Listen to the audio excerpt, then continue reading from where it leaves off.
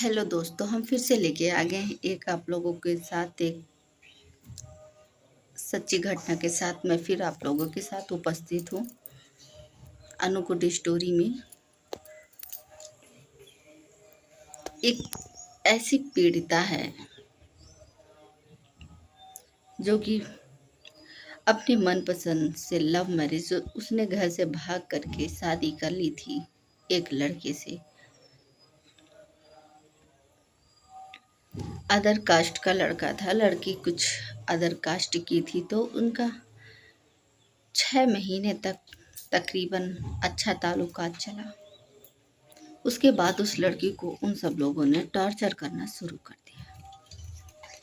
बात इतनी दूरी तक पहुंच गई दोस्तों कि वो लड़की हर एक घर के सदस्य के शिकार बनती जा रही थी। शादी को 7 साल हो गए। उन 7 सालों में उसे 2 बेटा पैदा हुआ, मार और टॉर्चर के साथ। 6 महीने उसे बहुत अच्छे से रखा जाता है। उसके बाद उसके सारे मेंबर्स मिलके उसके साथ घटिया ताल्लुकात करना शुरू कर देते हैं। यहाँ तक कि उसे खाना पीना भी बंद कर दिया जाता है और काम पूरी भली भांति से करवाया जाता है, पूरी मेहनत के साथ। कपड़ा धोने से लेके किचन संभालने से तक, यहाँ तक कि उसे खाना भी नहीं दिया जाता था। जूठन उठन खा के अपना पेट भरती थी। बर्तन धुलने जाती थी तो वो जूठन जो हम लोग फेंक देते हैं वो उसको खा के पानी पी के रहती थी। उसके पति, उसके सास, उसके ससुर, उसकी नंद, यहाँ तक कि उसके मौसी का बेटा यानी कि उसका भाई भी उसे बहुत उन सब में शामिल था। बात इतनी हद तक बढ़ गई दोस्तों कि रूह कांप जाएगी आप लोगों की आगे की दास्तान सुन के। क्योंकि जो भाग के लड़कियां शादी करते हैं, प्लीज़ ऐसे बहनों बिल्कुल मत करो बहनों। माँ बाप का सुख साथ छूट ही जाता है और जो आपको कठिनाई उस समय वहाँ भुगतना पड़ रहा है, उस समय आपके माता पिता भी आपका साथ देने में असमर्थ रहेंगे, क्योंकि आप उनका कहीं ना कहीं दिल तोड़ के आई हैं। तो दोस्तों अब उसको इतना वो हैवानियत में उतर आए थे कि उसको बांध करके निवस्त्र बिना कपड़ों के उसे उल्टा टांग करके उसका आदमी, उसके ननद, उसके सास ससुर उल्टा टांग करके मारते थे। यहाँ तक कि उसे गरम तेल कई जगह, यहाँ तक कि प्राइवेट पार्ट में भी उसे गरम तेल खौलता हुआ उन्होंने डाला, उसकी नंद ने। ये तो बहुत गलत बात है। हर जगह जगह पर उसे जलाया गया, पीड़िता को।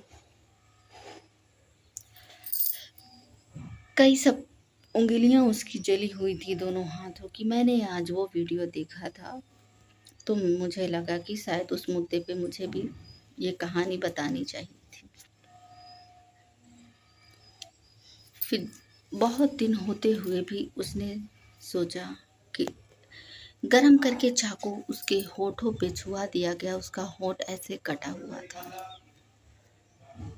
इन सब जुल्मों का शिकार होते वो बोल रही है कि मैं 7 सालों से इनके इसी शोषण में मैं पड़ी हुई हूँ। और उसका नंद का पति है, वो उसी गंदे निगाहों से देखता है।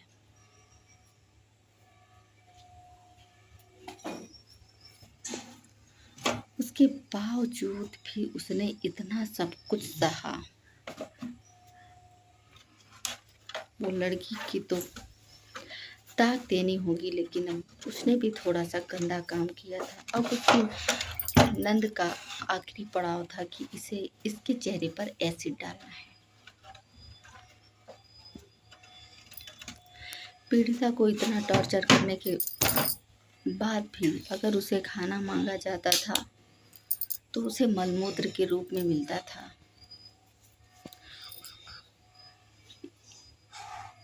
खाना के अलावा उसे मल दिया जाता था, पानी के तौर पर उसे मूत्र दिया जाता था।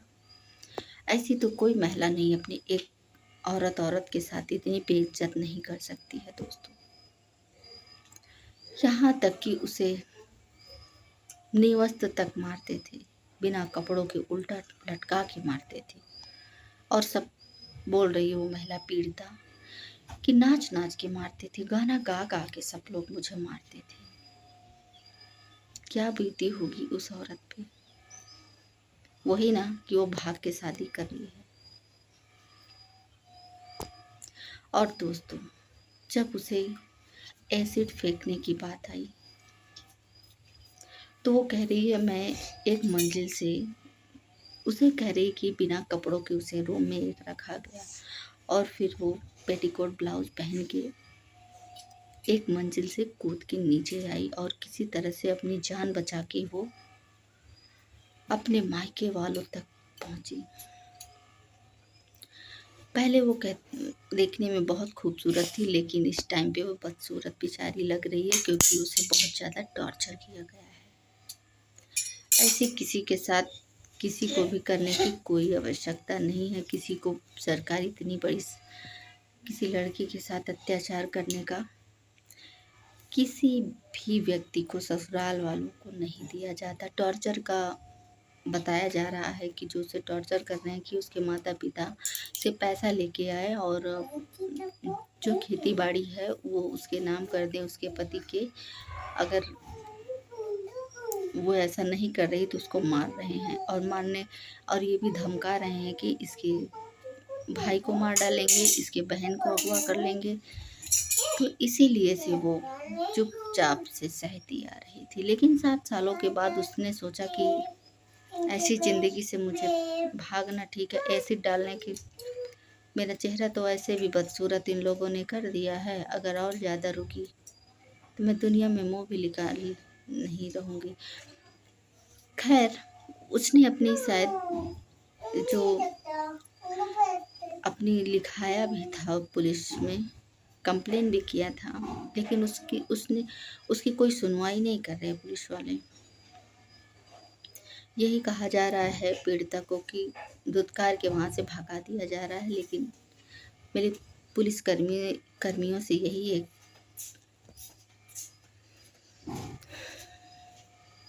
गुजारिश है कि प्लीज़ आप उसकी गुहार को सुनिए और जो वो कह रही है उसे आप सच समझिए। उसके बच्चों से मिलने के लिए भी एक माँ को मिलने से, बच्चों से माँ को मिलने से क्या घर वालों की परमिशन लेनी होगी? नहीं दोस्तों, माँ तो अपने बच्चों के बिना रह भी नहीं सकती, लेकिन उसे बिना बच्चों के रहा जा रहा है।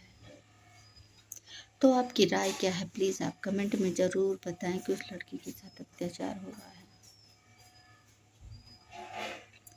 अगर आप सहमत हैं तो प्लीज़ कमेंट में ज़रूर बताएं और लाइक शेयर सब्सक्राइब ज़रूर करें। धन्यवाद।